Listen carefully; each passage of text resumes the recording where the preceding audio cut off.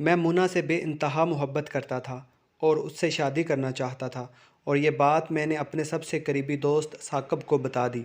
वो बहुत खुश हुआ और बोला, कोई बात नहीं यार, तेरी शादी होगी तो मुन्ना से होगी, तू टेंशन ना लिया कर। मैंने मुन्ना को भी बता दिया था कि हमारे राज से सिर्फ एक लड़का वाकिफ़ है, और वो है मेरा सबसे करीबी दोस्त साकिब। मुन्ना बोली, तुम्हें यकीन है उससे हमें कभी कोई नुकसान नहीं पहुंचेगा? मैं बोला, नहीं यार, वो मेरा जिगरी दोस्त है, इसलिए मेरा राजदार है। वो खामोश हो गई।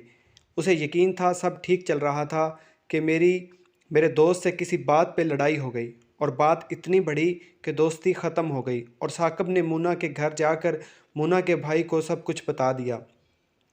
सच कहते हैं, हमारे अपने और हमारे दोस्त ही जानते हैं हम कहाँ पे मरते हैं, कौन सी बात हमें सबसे ज़्यादा तकलीफ़ देती है, फिर वो वहीं पे हमला करते हैं। साकिब ने भी यही किया था, और इस तरह सच और झूठ मिक्स करके बताया कि मुन्ना का भाई मेरी जान का दुश्मन बन गया, और मुन्ना के लिए अजाब अलग से बन गए। उसका कॉलेज छुड़ा लिया गया, उसे मारा पीटा गया, उसका इमेज घर में इंतहाई ख़राब हो गया।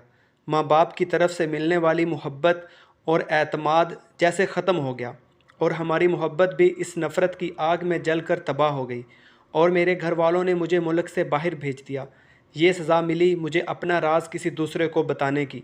मैंने ज़िंदगी से ये सबक सीख लिया कि आप अपना राज हमेशा अपने सीने में रखें, और कभी किसी को मत बताएं। आज के दोस्त कल के दुश्मन हो सकते हैं। ये दुनिया है, यहाँ कुछ भी मुमकिन है। वीडियो पसंद आने की सूरत में चैनल को सब्सक्राइब करें, लाइक करें, शेयर करें, और कमेंट्स करके हमें बताएं आपको हमारी वीडियो कैसी लगी।